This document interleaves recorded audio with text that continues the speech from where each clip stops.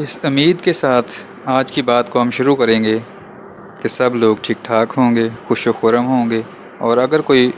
مشکل یا پریشانی میں مبتلا ہے تو اللہ اس کے لیے آسانی پیدا کرے۔ آج ہم جس موضوع پہ بات کرنے جا رہے ہیں وہ موضوع ہے کرپشن، بے ایمانی، بدنیتی، رشوت ستانے، کہ ہمارے معاشرے میں یہ جو تمام برائیاں جس میں بطور قوم ہم سب لوگ، تقریباً سب لوگ، کچھ تھوڑے سے لوگوں کو نکال کر سارے کے ساری پوری قوم مبتلا ہو چکی ہے۔ دیکھیں گے، آج ہم جانیں گے، اپنی بات میں احاطہ کریں گے ان تمام چیزوں کا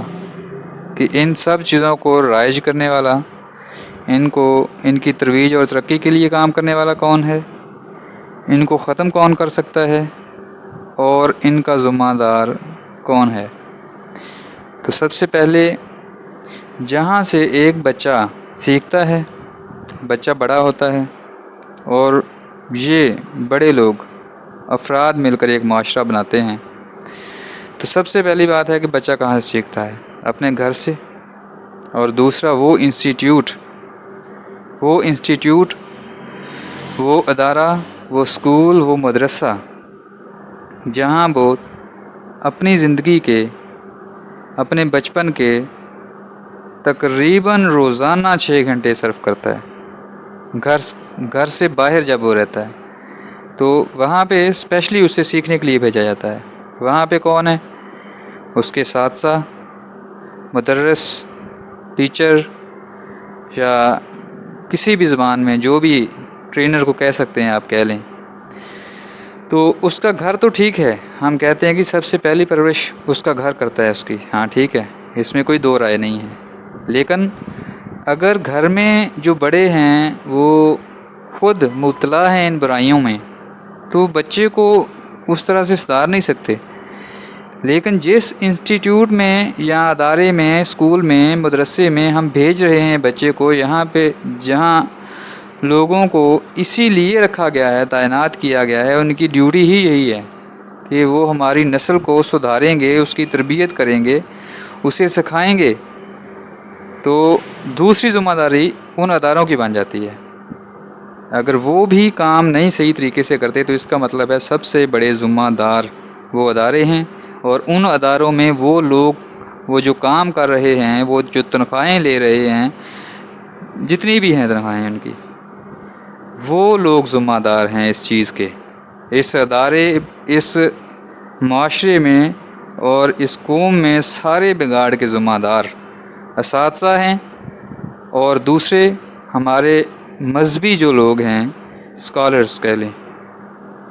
خواہ وہ کسی بھی کمیونٹی سے تعلق رکھتے ہیں، کسی بھی شعبے سے تعلق رکھتے ہیں، وہ ہیں، کیونکہ وہ برے کو برا کہتے ہی نہیں۔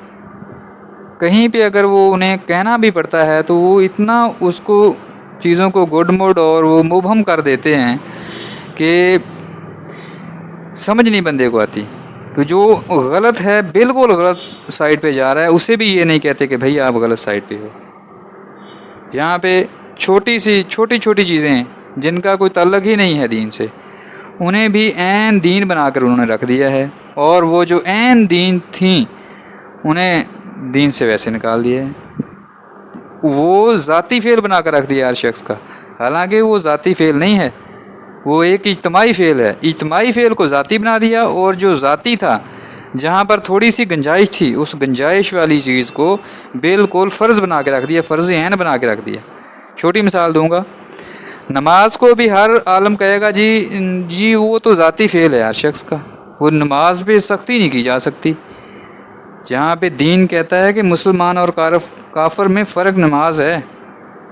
اگر کوئی شخص نماز جان بوجھ کر چھوڑ رہا ہے تو اس کا مطلب ہے وہ دائرہ اسلام سے خارج ہو گیا، اور اس کے بعد باقی سارے اس کے جو رشتے ہیں وہ بھی سارے ختم ہو گئے۔ اور دوسری طرف گنجائش رکھی گئی ہے کہ آپ سونا جو ہے وہ عورت استعمال کر سکتی ہے، اور اگر دوران سفر کہیں پہ جا رہا ہے مرد تو وہ بھی استعمال کر سکتا ہے، تو اس کو ہم نے اپنی شادی بیاہ اور وہ جو عام ہماری رسومات ہیں ان سب چیزوں میں ہم نے فرض عین بنا لیا ہے کہ بھائی اگر اتنا ہمارے پاس ہونا نہیں ہے تو شادی نہیں ہو سکتی۔ اسی طرح سے جب کوئی نبی کریم صلی اللہ علیہ وسلم کی حدیث مبارکہ ہے، صحیح حدیث مبارکہ، کہ جس نے ملاوٹ کی وہ ہم میں سے نہیں، اس کا مطلب کیا ہے؟ یہ کوئی چھوٹی بات تھوڑی ہے کہ اگر کوئی بندہ ملاوٹ کرتا ہے تو اس کا نبی کریم صلی اللہ علیہ وسلم کہہ رہے ہیں، نبی کریم صلی اللہ علیہ وآلہ وسلم کہہ رہے ہیں کہ ہمارے ساتھ، ہماری جماعت کے ساتھ کوئی تعلق ہی نہیں ہے اس کا، لیکن آج کا عالم یہ بات کہنے سے ڈرتا ہے، اس سے لالے پڑے ہوئے ہیں اپنی روزی روٹی کے۔ وہ کہتا ہے کہ اگر میں یہ بات کہہ دوں گا تو وہ جو شخص ہے جس کے پاس پیسے ہیں، جس نے یہ 2 نمبر سے اور ملاوٹ کر کے پیسے جمع کیے ہیں، وہ برا مان جائے گا اور اس کا اپنا سروائیول اسے خطرے میں نظر آ رہا ہے۔ یہ چیزیں 2 شخص اگر آج کھڑے ہو جائیں تو ہماری قوم جو ہے یہ برائیوں سے پاک ہو جائے گی، یہ ترقی کرتی ہوئی نظر آئے گی آپ کو۔ ایک ہمارے معاشرے کا استاد اور ہمارے معاشرے کا مذہبی اسکالر، عالم جسے کہتے ہیں، یہ 2 لوگ جب یہ کھلم کھلا کہیں گے نا کہ نئی جنازہ پڑھا رہے ہم اس کا، یہ نماز نہیں پڑھتا تھا۔ حدیث مبارکہ ہے کہ جو بے نمازی کا جنازہ مت پڑھاؤ،